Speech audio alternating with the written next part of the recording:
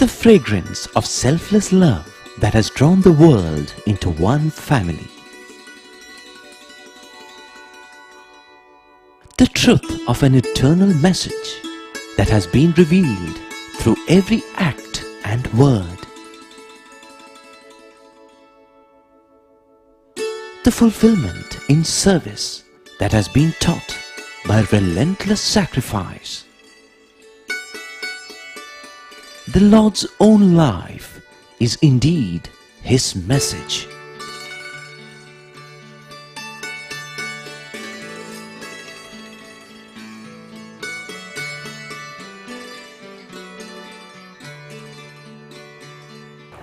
Sai Ram, and greetings from Prashanti Nilayam. It is a pleasure to welcome you again. And just to remind you, today we are presenting the 6th episode of our special serial entitled The Message of the Lord. Just in the last episode, I was telling you that whenever we face a moral crisis or wish to talk to God, He speaks to us via a special hotline called the Buddhi. And if this hotline is not in regular use, it can have breakdowns. And this can be a serious problem in times of emergency. It is obvious, therefore, to do regular maintenance of this hotline to keep it in good condition, so that not only can God talk to us whenever He feels it necessary, but also so that we can cry out to the Lord when we are in deep trouble. Buddhi is thus a vital communication line, and it is in our interest to keep it in good working condition. The question now becomes, how does this hotline to God become dysfunctional? In other words, when and how does it fail? Buddhi fails the same way gadgets and instruments that we normally use fail. For example, if we have a bicycle and we wish to use it anytime we want, then clearly the cycle must be kept clean, the bearings must be regularly oiled, the tire pressure must be constantly checked, air pumped in if required, the brakes must be kept in order, and so on. In the same way, the maintenance procedures that Baba recommends for keeping Buddhi in good working condition are: always avoid bad company, always do your best to see good, hear good, and speak good, and finally, try and chant the name of the Lord as frequently as possible. These things are not all that difficult, are they? Yet, people do not bother. Why? Because they do not understand or appreciate the significance of Buddhi. Here is a simple example of how ignorant people can be of the gifts that God has endowed us with. Now, what is the most precious gift that God gives to each and every one of us? Clearly, it is life itself. And therefore, we ought to take as good care as possible of ourselves, right? Just have a look at these pictures. Life is supposed to be precious, and yet, look at how careless these people are about safety and the unnecessary risks they are taking. Some say these sorts of things can happen only in the third world. Well, similar things happen even in advanced countries also. For example, car accidents caused by drivers texting while driving is rapidly increasing.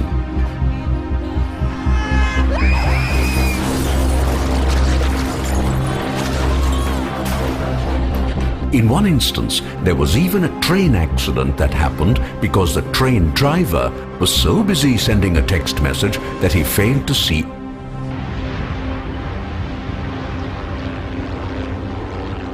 In other words, indifference to things important is far too common, and that applies to Buddhi also. Buddhi is so important that this is how Lord Krishna cautioned his chosen disciple Arjuna. The essence of what Krishna said is the following: O man, if you allow your mind to be drawn to objects of the world and develop attachment to them, then step by step desires would build up in you. And when you are not able to fulfill your desires, you are likely to become more and more angry. And when anger is allowed to grow, it would lead to jealousy, hatred, and such other undesirable qualities. In the end, you would lose all your reasoning power, and when that happens, disaster is sure to follow. God has not only given us many gifts, but has actually taken residence within us, which is why Swami often tells us, తన యందున్నటువంటి ఒక తత్వాన్ని మానవుడు కనుక్కోవాలంటే బయట వెతుకుతున్నాడే కానీ తన లోపల వెతకటం లేదు. To know the latent divinity within, man is searching outwards, externally. ఈనాడు ప్రతి మానవుడు కూడాను భగవంతుని వెతకటము బయటనే వెతుకుతున్నాడు కానీ తన యందున్నటువంటి భగవంతుని ఏమాత్రం తాను కనిపించడం లేదు. Man is in search of God in the outer world. He is not making any search within. తన యందే ఉంటున్నాడు భగవంతుడు. God is in you. తానే భగవంతుడిగా ఉన్నాడు. You are God. కానీ తన్ను బయట తట్టు వెతుకుతూ ఉన్నాడు. But yet man is in search of him outside. ఒక చిన్న ఉదాహరణ మీరే చూసుకోండి. A small example. నీవు ఇక్కడే ఉన్నావు. You are here. నీవు బయట తట్టుపోయి నిన్ను నీవు చూడాలనుకుంటే వీలవుతుందా? Is it possible for you to find yourself outside? నిన్ను నీవు ఏ విధంగా చూడగలవు? How can you find yourself? చూడటమే వీలు కాదు. It is not possible. అంత మాత్రం చేత నేను లేననుకుంటావా? That doesn't mean that you can deny yourself. అంత వెతుకుతూ పలానా అబ్బాయి ఎక్కడైనా ఉన్నాడా అని అడిగితే నీవేనయ్యా పలానా అబ్బాయివి అని అడుగు చెప్తాడు. If you go on in search of your own self, some stranger will tell you, you are the person whom after you are searching for. అప్పుడు తన ఉన్నటువంటి సత్యాన్ని గుర్తించుకోగలడు. Then you will understand the truth within. ఈ ఏకత్వాన్ని గురించి తెలుసుకోవటం చాలా సులభమే కానీ దాన్ని నమ్మాలి బాగా. It is quite simple and easy to know this oneness, but one must have absolute faith. నేను అనేటువంటిది నాకంటే బయట లేదు. In fact, I is within, not outside. నేను నా యందే ఉంటున్నది కానీ నాకంటే బయట లేదు. The I is within me, not outside. Actually, as Krishna explains in the Gita, Swami is within us in 3 different ways or levels. To start with, God is present in every single atom in our body as a power of every atom. And remember, there are trillions and trillions of atoms in our body. You might wonder, what does it mean to say that God is present in every atom? Well, as you know, atoms are needed to make molecules. And there are so many different types of molecules in the human body. Without these molecules, we cannot have cells of different types. And without cells of different types, we cannot have flesh, blood, bones, muscles, and so on. Going back to the atom for a moment, when an atom is split, a tremendous amount of energy is released in relation to the size of the atom, that is. Such power is actually present in every single atom, and there are trillions and trillions of atoms within us. Do you know that the energy released by the total conversion of all the atoms in just about 5 grams of uranium was enough to flatten the whole of Hiroshima? Keeping that in mind, just imagine how much of atomic energy must be packed in this person. Fortunately, all this energy is safely packed in and cannot ever be released.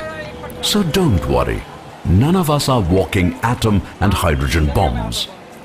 So that is level 1 of God's presence within, namely, as a power of every atom in our body.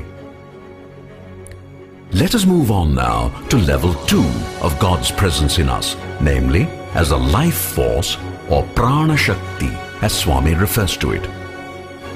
By the way, are you aware that this aspect of God is something we remind ourselves of every single day? You can't remember? Then just watch.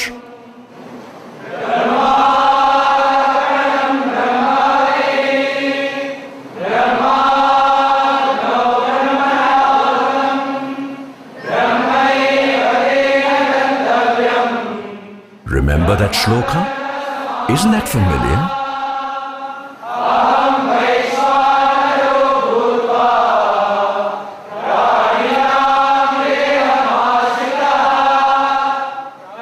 Where do you think that came from? From the Gita. And Swami has referred to it so many times just to remind us that when we eat, it is God within who does the digesting always.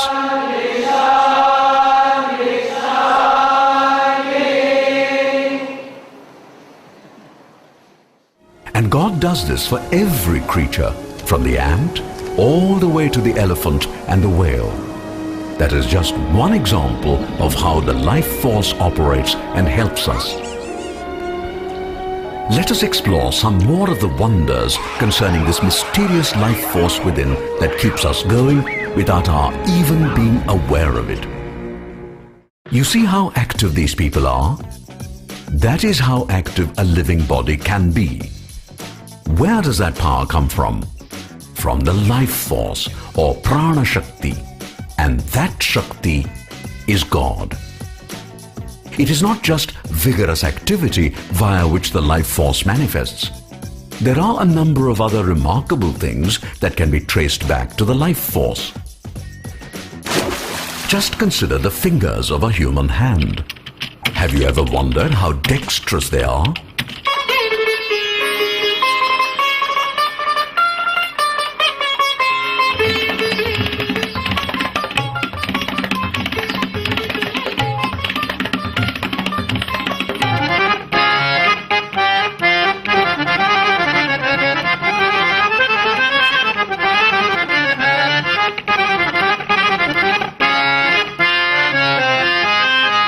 Isn't that amazing?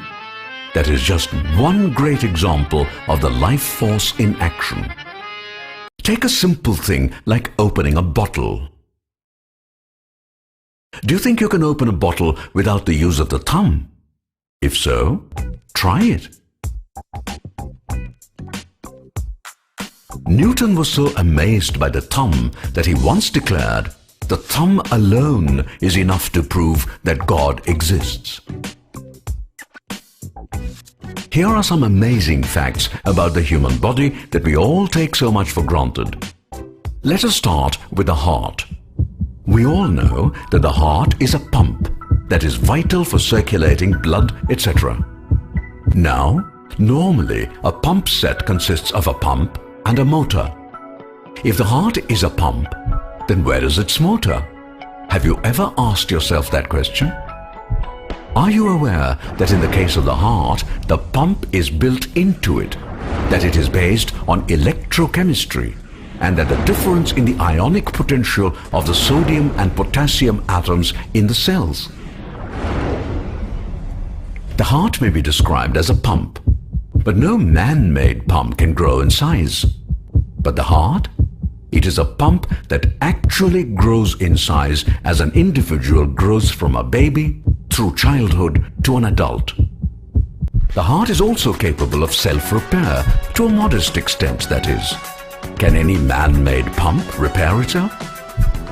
Another great thing, the heart works literally non-stop from birth to death, which could even be as long as 70, 80 years, and at times as long as 100 years.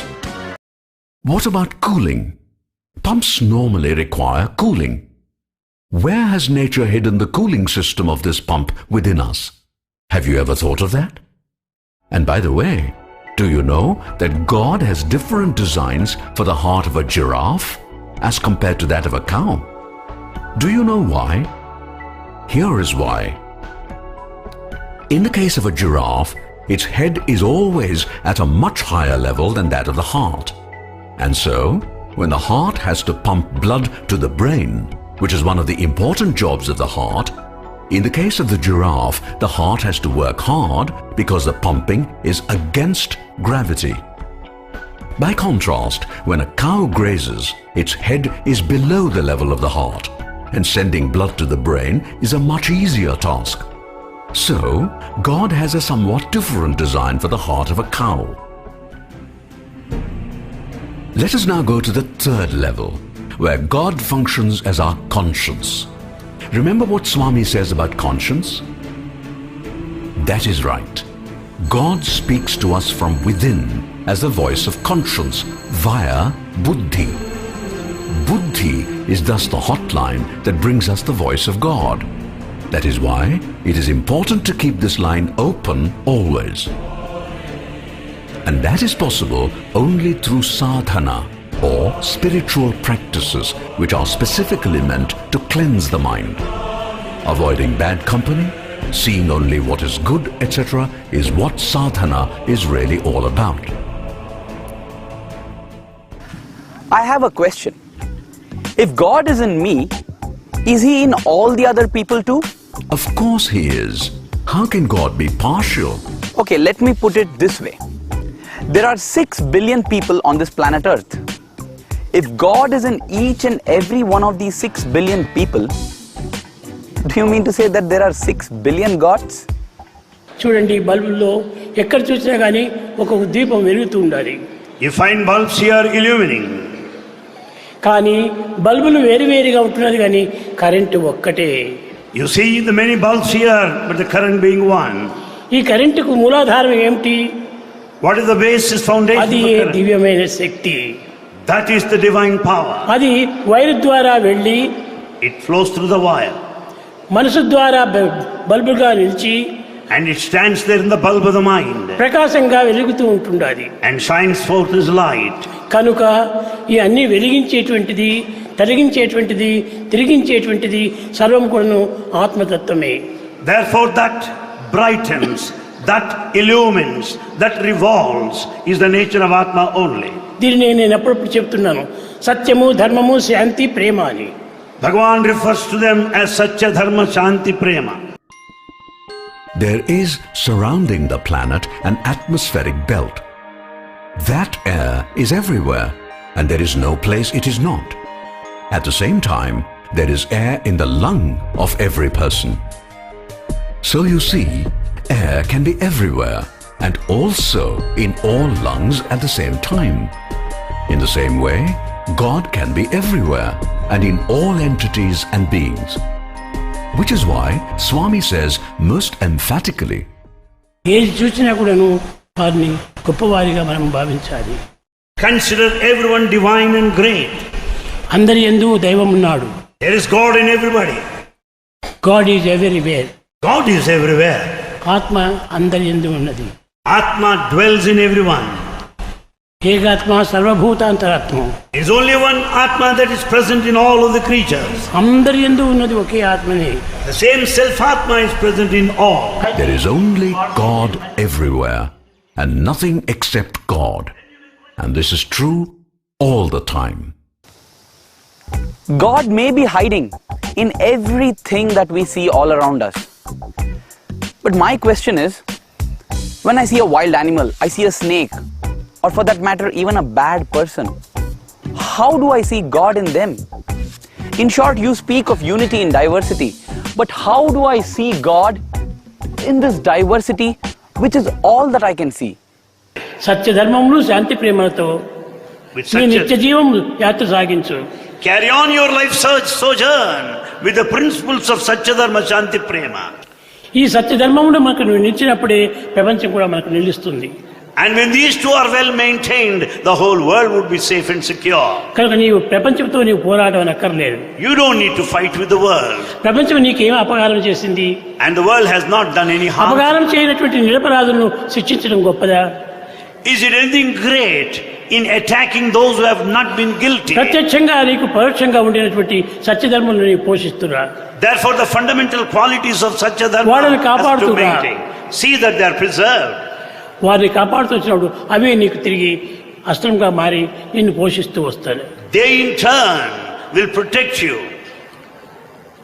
ఇలాంటి సూక్తులు, ఆధారమైనటువంటి సూక్తులు మీరు నేర్చుకొని పెద్దలకు అందరికీ బోధించాలి. These teachings you should learn and share with everybody, elders in society. ఎలాంటి ఆపద కలిగినప్పటికీ సత్యాన్ని నీవేమాత్రం వదలకు. At any point of time, in spite of obstacles and ధర్మాన్ని ఏమీ difficulties, వదలకు. never give up truth and dharma. ఆ రెండింటినీ మనం ప్రధానంగా గట్టిగా పట్టుకున్నప్పుడు With all the determination you catch hold of these two, దైవమే మనం ప్రత్యక్షంగా వచ్చి God will come to you directly నిన్ను కాపాడుతూ ఉంటాడు. and will protect you. You may say, All that is okay. I see a snake. How do I deal with it? the answer is simple. If you do not feel any hatred towards the snake, and also keep telling yourself that God is in the snake, and since God loves all, the snake would not hurt, it would simply go away. You do not believe it? Actually, that exactly is what Swami has often said in his discourses. He says back in olden times, rishis withdrew to the forests to do tapas. In those days, the forests were dense and full of all sorts of wild animals and reptiles. But none of these creatures ever harmed the rishis as they sat in deep meditation. If by chance they came near these rishis, the good vibrations emanating from them would quieten these creatures and they would just go away elsewhere. That is how love radiates and creates a protective shield. Some of you might not be convinced and may wonder whether such things happen in this day and age. Well, in that case, I must tell you about the following incident that was once narrated to students by a person from New York in Swami's presence. This happened many years ago in Brindavan, in the post-bhajan session that Swami used to regularly have with students back in those days. This person used to regularly render service to the helpless and needy by distributing food packets to people living in a famous slum called Harlem. One day, after distributing such packets, this devotee was returning to his apartment by the subway train, carrying with him the surplus packets left over after distribution. It was somewhat late at night, and there were not many passengers in the compartment.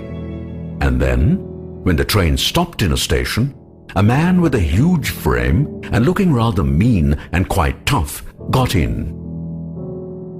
As soon as the train began to move, this man opened a switchblade knife and began threatening people and demanding money from the frightened passengers. Sitting in his bench far away, the devotee who was narrating the incident said that seeing this man he became quite frightened. He then began praying, "Swami, I know you are in every single person, including this man holding a knife and threatening everyone here. When I see him, he no doubt looks evil. However, I am not going to look at his face. Instead, I am going to look into his heart where I know you are seated. And so I appeal to you, Swami, who is seated in his heart, to accept the love that I am now going to offer. Please respond favorably and give me a sign that you have heard my prayer." The tough guy was giving him a mean and questioning look.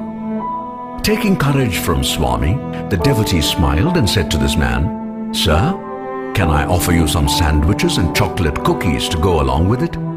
Here is a packet containing them, and please would you be so kind as to accept?"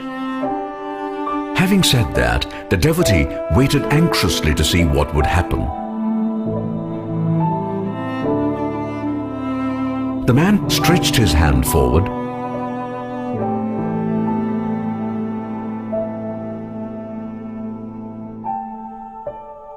put away the knife, and began to eat the sandwiches and the cookies. A little later, even as he had finished eating, the train slowed down to stop at a station. The huge and menacing-looking man got up and started walking.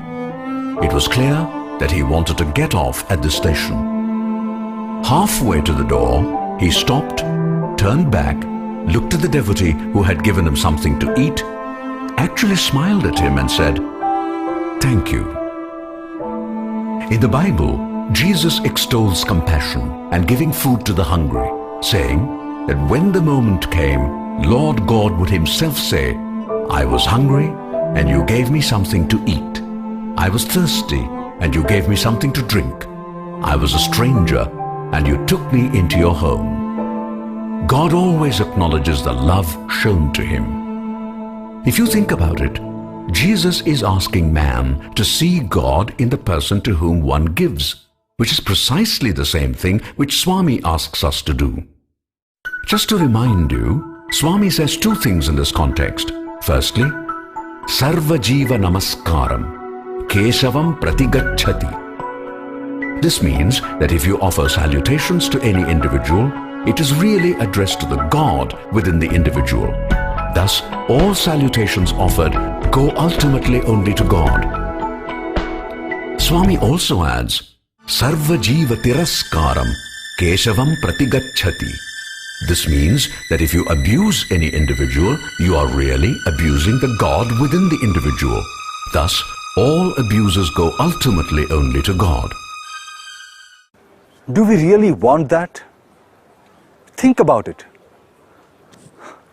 This brings us to the take-home lesson of this episode, which is God resides in every heart.